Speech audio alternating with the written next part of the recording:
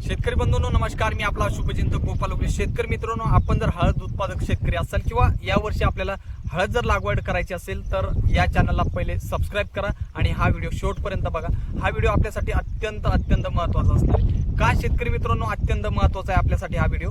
तर आपल्याला जे समोर आपल्याला त्रास होत आहे, आपल्या हळद या पिकामध्ये सड लागते, मर लागते किंवा करपा लागतो, उद्या आपल्याला त्रास होतो शेतकरी मित्रांनो, त्याचा खर्च होतो आणि पर्यायाने एखाद्या वेळेस आपल्याकडून त्या रोगावरती नियंत्रण सुद्धा मिळवता येत नाही। शेतकरी मित्रांनो, चुका इथून होतात, इथून आपल्याला चुका टाळायच्या। काय चुका होतात इथून?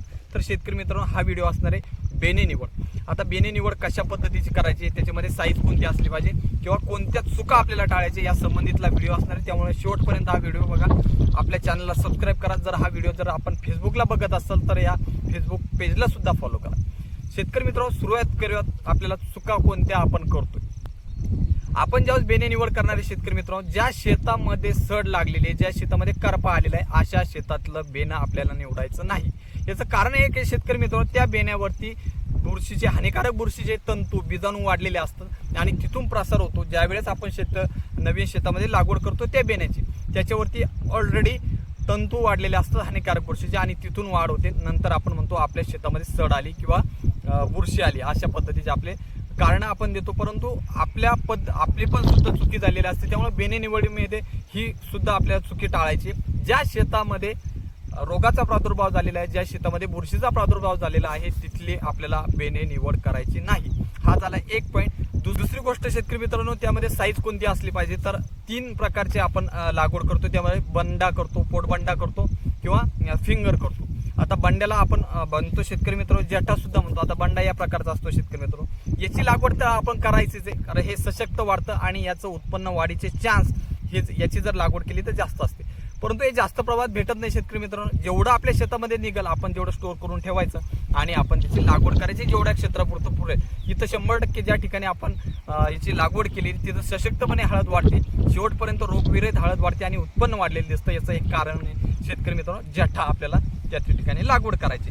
दुसरं शेतकरी मित्रांनो, पोटबंडा आपण म्हणू शकतो, म्हणजे जठाचा किंवा बंड्याच्या खाली जो भाग वाढतो म्हणजे हा भाग, याची सुद्धा आपण लागवड करू शकतो शेतकरी मित्रांनो। हा सुद्धा कमीच प्रमाणात असतो।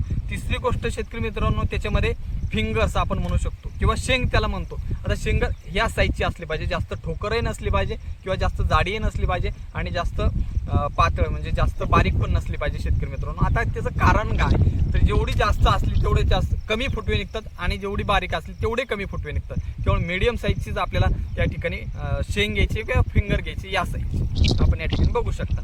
अशा साईजचे आता जर आपण अशा प्रकारची जर फिंगर घेतली तर फुटवे बघू शकता, 1 2 3 4 5 6 7 अशा प्रकारचे फुटवे आपल्याला त्या ठिकाणी निघलेले दिसतील। त्यामुळे शेतकरी मित्रांनो, या गोष्टी आपल्याला करायच्या बेणे निवड करताना। मी तुम्हाला सांगितलं सुरुवातीला की त्याच्यामध्ये ज्या शेतामध्ये हानिकारक बुरशीचा प्रादुर्भाव झालेला आहे, सड लागली, तिथलं बियाणं आपल्याला घ्यायचं नाही। दुसरी गोष्ट आपल्याला जटा घ्यायचा किंवा बंडा घ्यायचा आहे। तिसरी गोष्ट म्हणजे आपल्याला पोटबंडा घ्यायचा आणि चौथी गोष्ट शेंग घ्यायची, ती कोणत्या दर्जाची किंवा कोणत्या साईजची घ्यायची। आणि चौथी गोष्ट शेतकरी मित्रांनो अत्यंत महत्त्वाची, आता तुम्ही ज्यावेळेस बेणं साठवता, मी पूर्णपणे एक व्हिडिओ त्याच्यावरती घेणारे शेतकरी मित्रांनो, त्यावेळेस सुद्धा तुम्ही बघू शकता।